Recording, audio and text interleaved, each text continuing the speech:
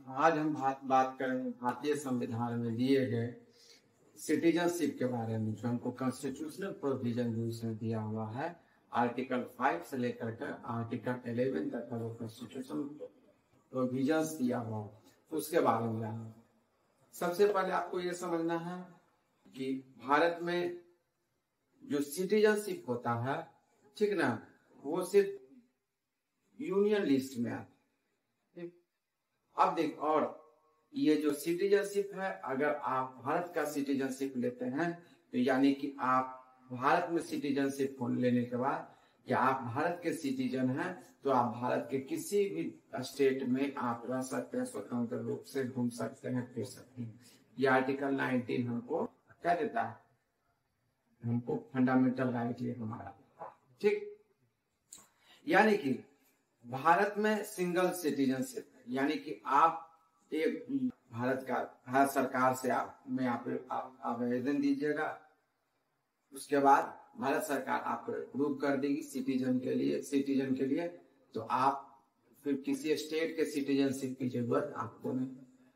ये हम इस कारण से आपको बता रहे हैं कि दुनिया में कुछ देश ऐसे हैं जहां पर ड्यूअल सिटीजनशिप सिस्टम का मतलब मेरा कहना ये है कि जैसे यूनाइटेड स्टेट्स ऑफ अमेरिका हो गया, स्विट्जरलैंड हो गया, वहां पर आप अगर अमेरिका की नागरिकता लेते हैं तो United states of America central government का, तो आपको सिटीजनशिप लेना ही है। साथ में जिस स्टेट में आप रहना चाहते हैं उस स्टेट की भी नागरिकता आपको लेनी पड़ेगी। ये सिस्टम है यूनाइटेड स्टेट्स ऑफ अमेरिका और स्विट्जरलैंड।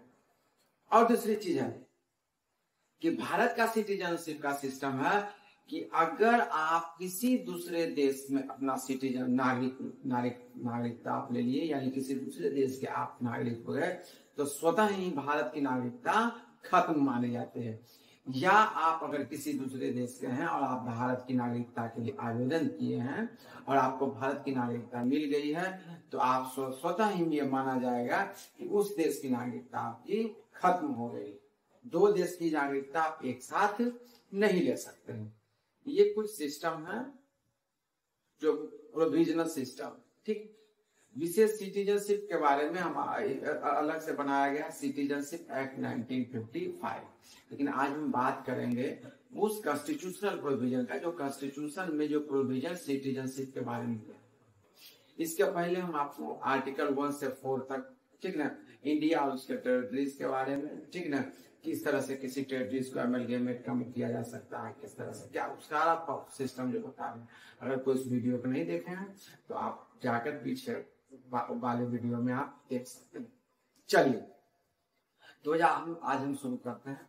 देखिए हमारा आर्टिकल 5 क्या कहता है, सो देखिए हमारा आर्टिकल 5 कहता है सिटीजनशिप जो है, ठीक ना, जब कॉन्स्टिट्यूशन आपका बना है, ठीक ना, तो उस समय जिस समय आपका कॉन्स्टिट्यूशन बना है, ठीक ना, जिस समय से कमेंसमेंट हुआ, उस समय से कोई भी जो भारत में जिसका जन्म हुआ है, ठीक ना, ये जिसके माता पिता दादा दादी का जन्म कहाँ हुआ है, भारत में हुआ है, या जो भारत का ऑर्डिनरी रेसिडेंट है, क्या है, ऑर्डिनरी रेसिडेंट कब से बना हुआ है, इस प्रोविजन के इम्प्लीमेंटेशन से जस्ट प्रीसीडिंग 5 ईयर पहले से जब यहाँ अगर वो रह रहा है तो वो माना जाएगा भारत का वो नागरिक है।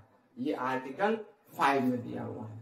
इसके बाद अब हम बात करेंगे आर्टिकल 6 के बारे में। आर्टिकल 6 कहता है कि कोई भी व्यक्ति, ठीक है, जो भारत का सिटीजन माना जाएगा अगर वो पाकिस्तान से भारत की ओर आया, तो देखिए पहला कंडीशन है, या तो जो गवर्नमेंट ऑफ इंडिया एक्ट 1935 है, ठीक ना, उसमें उसका क्या है, उसके पिता जो भी है, पूर्वज जो है, पितामह माता पिता, उनका जन्म हुआ कहाँ, जो गवर्नमेंट ऑफ इंडिया एक्ट 1935 में जो इंडिया, आपको पता होगा कि 1947 से पहले तो भारत पाकिस्तान बांग्लादेश तीनों एक ही था, यूनाइटेड इंडिया ही था, ठीक ना।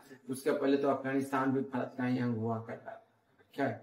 कुछ ऐसा सिस्टम हो गया या हमारे पास्ट की हमारी गलतियों का भारत अलग होता चला गया।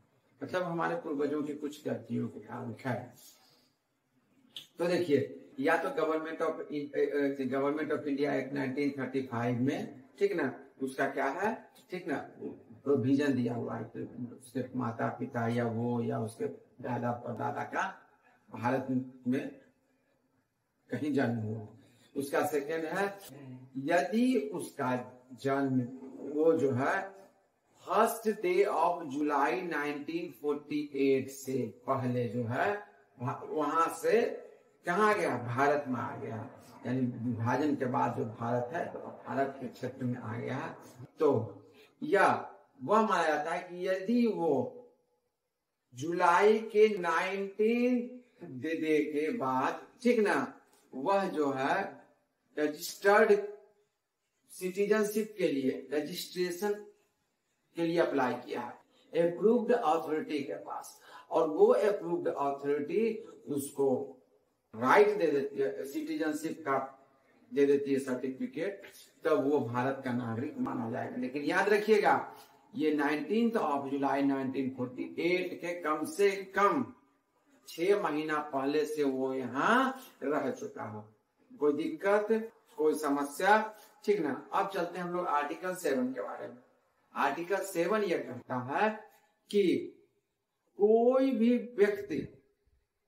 व्यक्ति अगर भारत छोड़कर पाकिस्तान चला गया है, ठीक ना, कहाँ चला गया है, पाकिस्तान चला गया है, कब, first day of 1947, 1 March of 1947 के बाद अगर वो कहाँ चला गया है, पाकिस्तान चला गया है, ठीक ना, तो यह माना जाएगा वो भारत का नागरिक नहीं माना जाएगा। आपको पता होगा कि हम शुरू में बता दिए थे कि भारत का नागरिक या तो भारत में ड्यूअल सिटीजनशिप नहीं है, या तो भारत का नागरिक होगा या किसी और देश का नागरिक होगा, ठीक। अब देखिए, इसके बाद हम बात करेंगे कि आर्टिकल 8 के बारे में। कोई भी तरह का सिटीजनशिप जो है, ठीक ना, वो जो इंडियन ओरिजिन है, क्या है, इंडियन ओरिजिन। इंडियन ओरिजिन का मतलब कि 1935 के एक्ट में जो आपका प्रोविजन है उसके हिसाब से वो भारत में जन्म हुआ है, ठीक ना। लेकिन वो किसी दूसरे देश में रहता, ठीक, और वो भारत की नागरिकता लेना चाहता है, तब वो अपने काउंसिलर्स के थ्रू, ठीक ना, या अपने क्या बोलते हैं उसको, डिप्लोमेटिक चैनल के थ्रू वो क्या कर सकता है, एप्लीकेशन दे सकता है, आवेदन दे सकता है। और जब अप्रूविंग अथॉरिटी है, यानी कि जिसको भी सिटीजनशिप के लिए सर्टिफाई करने का जिसको जिम्मा मिला हुआ है, उसके द्वारा अगर उसको भारत की नागरिकता दी जाती है तो वह माना जाएगा कि वह भारत का ही नागरिक है। अब चलिए उसके बाद, ठीक ना, अब कुछ प्रोविजंस है जो कि भारत का नागरिकता कब नहीं माना जाए। एक तो आपको बताया कि भारत से छोड़कर चला गया, वो उस कंडीशन में जो आर्टिकल 7 में दिया हुआ है। एक है आर्टिकल 9 में कि कोई भी व्यक्ति, ठीक ना, जो किसी दूसरे देश की नागरिकता ले लेता है, ठीक ना, तब वो माना जाएगा वो भारत का नागरिक नहीं है, ठीक। उसके बाद ये माना जाता है कि कोई भी तरह का व्यक्ति, ठीक ना, वो या तो उसके माता पिता फादर क्या हुआ है, विदेश में जन्म हुए, ठीक ना, लेकिन एक सर्टेन डेट के अंदर, ठीक ना, वो ये सिर्फ हम आपको बता रहे हैं कौन सा, कॉन्स्टिट्यूशन क्या बोलते हैं, कॉन्स्टिट्यूशन ऑफ इंडिया में दिए गए प्रोविजंस के बारे में, ठीक ना। तो वो अपना यहाँ पर एप्लीकेशन दे करके वो इम्प्लीमेंट कर सकता है। ऐसे आप देखे होंगे कि भारत सरकार के द्वारा जो CAA सिटीजनशिप अमेंडमेंट एक्ट लाया गया, उसमें बताया गया था कि 2014 से पहले जो भी व्यक्ति यहाँ हैं, ठीक ना, उनको भारत की नागरिकता दी जाएगी, ठीक ना। उसके लिए भी पहले उसको चेक करना पड़ेगा, उसको वेरीफाई, ऐसे नहीं सबको दे दिया जाएगा, याद रखिए।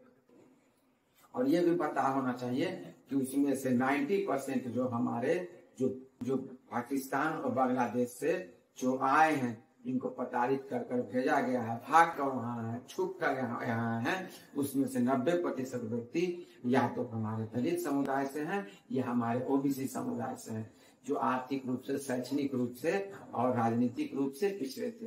लेकिन 1947 में किसी लोग के कारण, किसी के जाल में फंसकर वो पाकिस्तान में ही रह गए थे, या पाकिस्तान में सोचे कि नहीं भाई यहाँ भी यूनाइटेड इंडिया में उनको ये नहीं समझ में आ रहा था कि क्या प्रॉब्लम हो सकता है भारत में विभाजन जो पाकिस्तान में।